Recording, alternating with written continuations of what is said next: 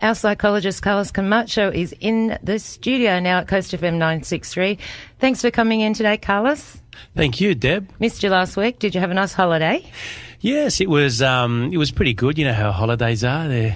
You wait for them to come and then they leave so quick. Yeah, and you end up more tired than when you went anyway. That's right.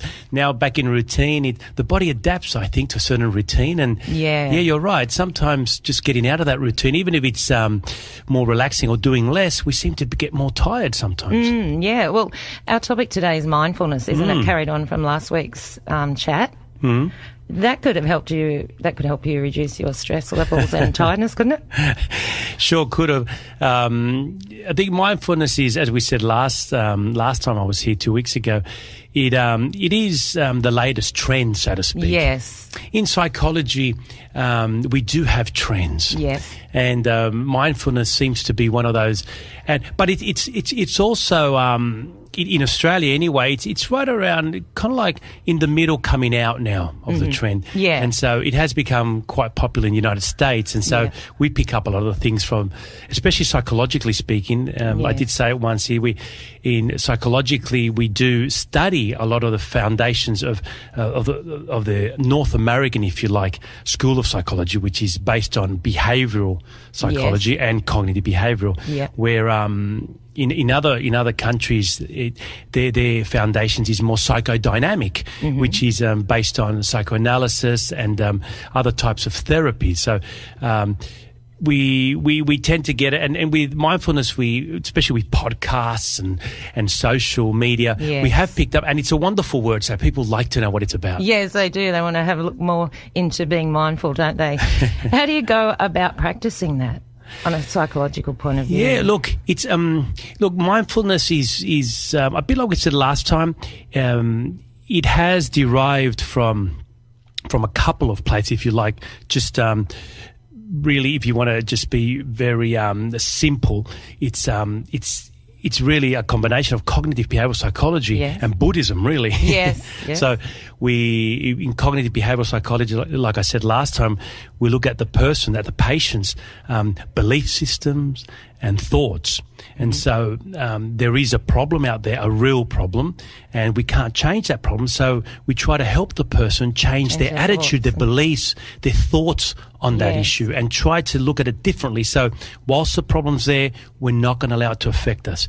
And so that's very cognitive behavioral. Cognition means thinking. So and so therefore, once we change our thinking, we change our emotion, because we've done research and emotion can't exist without thinking. Okay. So whether it's quite quick or whether it's unconscious or whether it's unperceptible, I think it does happen, and through science we've worked out that we can't distinguish both. So having said that, that means when we feel bad, we might be thinking bad. Okay. And the opposite's also true.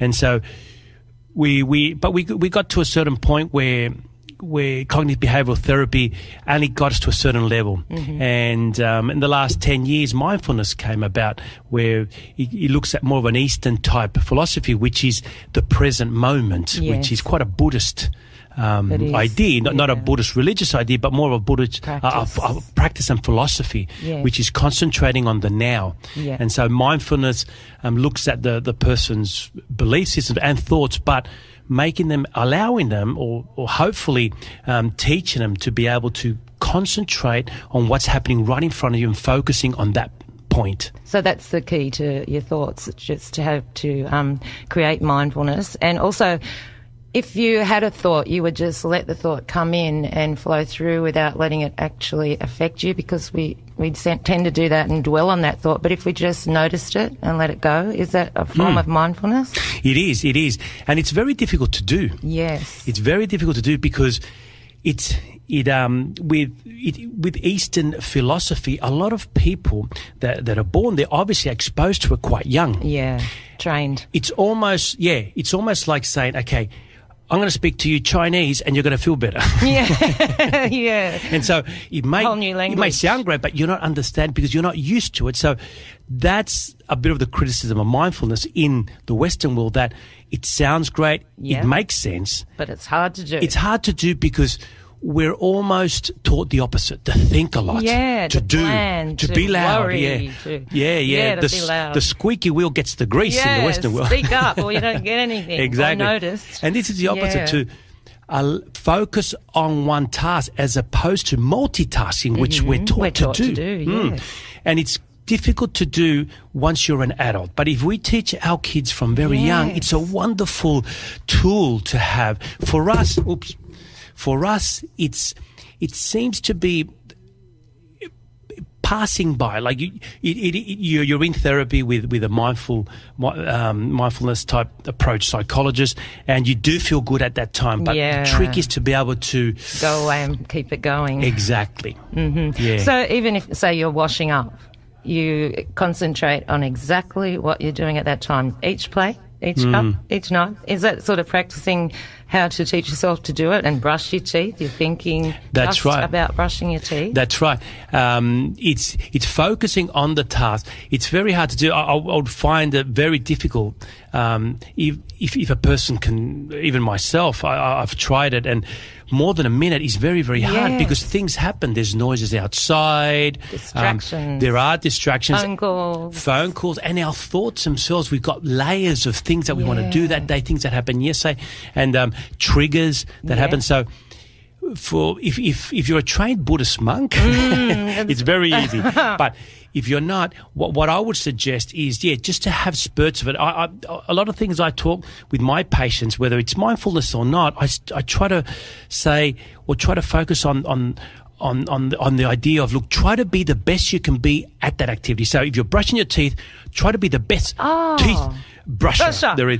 If you're with your girlfriend, try to be the best boyfriend at that moment. Or the best washer-upper. The best washer-upper, the best dancer, the best footballer, the best radio DJ. So that's about focus, isn't it? That's about focus. Because on the moment. Yeah, that's right. And you can only do it in spurts because our brain isn't made to be able to not think. Yes. That's the problem. It is, isn't it? It's a bit of a problem. It's a problem. So we're trying to make it do something unnatural. That's the biggest criticism of mindfulness. If you're not trained to do it, it's very difficult and it can be more frustrating. Yes. But it has a lot of advantages. You're capable of taking a rest, switching off your mind for a little bit. Even if you're not totally focused or you're not totally in blank, it's nice just to have that time to attempt it. And I always say to people, it's just like you've driven your car all day and you're pulling up to your house to get a sandwich for 10 minutes.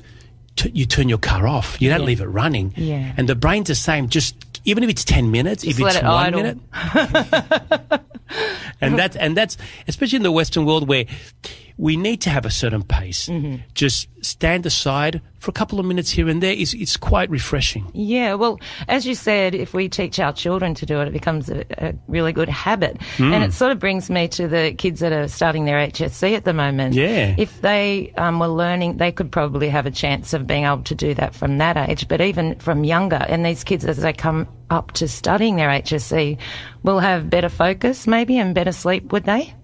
Without a doubt. I think with tasks like studying, one is they have to have a system of studying, which is efficient, because reading doesn't really help. They need to have a system. So that I personally tell young people to make points on the important things and then study those in point form and then try to elaborate, because then they're using their imagination to elaborate on a point. That's So right.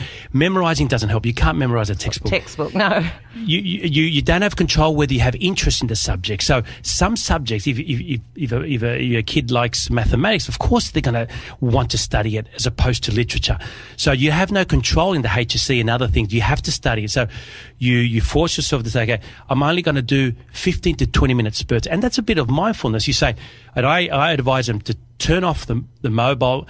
If they're on the computer, get out of any other link they have on their browser, and have a stopwatch for 20 minutes, counting backwards. And they say, okay, now I'm going to study for 20 minutes. And that's all they do.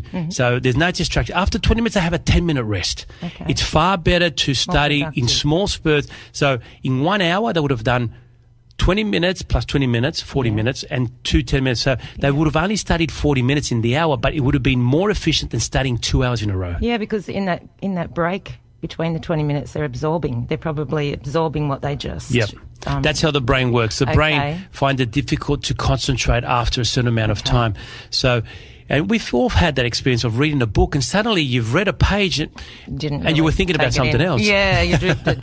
And you've done a lot of studies, so thank you for those tips. That will help our HSC children. Yeah, and what I suggest to them is to just organise themselves. It's not about the quantity of time; it's the quality of time that they put into their study. So they can tell their parents, "Mum, I've studied. I've done. Oh, you've only done 20 minutes. Yeah, but I heard Carlos Camacho. He told me 20 minutes was enough." I hope you're listening to Carlos. Well, thank you, Carlos.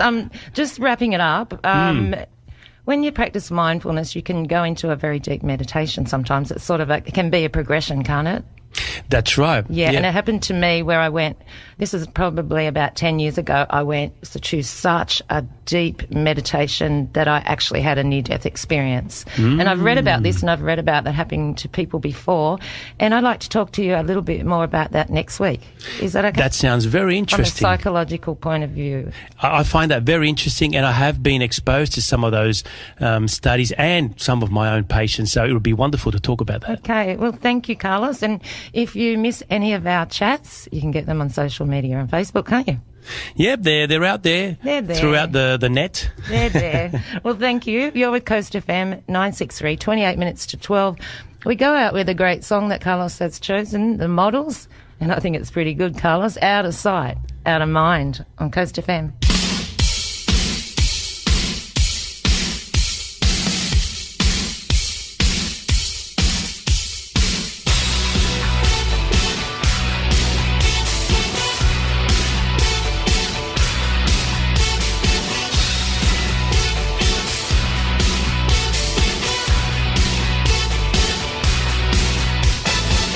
Honey, when I'm without you, I can't shoot them down my side.